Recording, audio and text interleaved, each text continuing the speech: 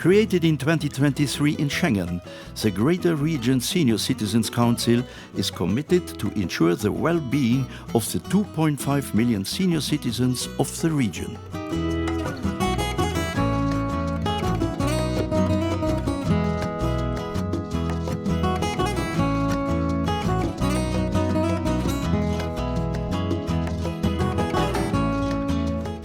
Its current priorities include primarily senior discrimination.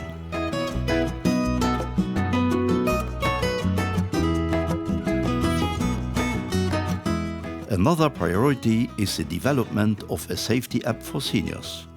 It addresses digital safety, home safety, outdoor safety, and everyday scams.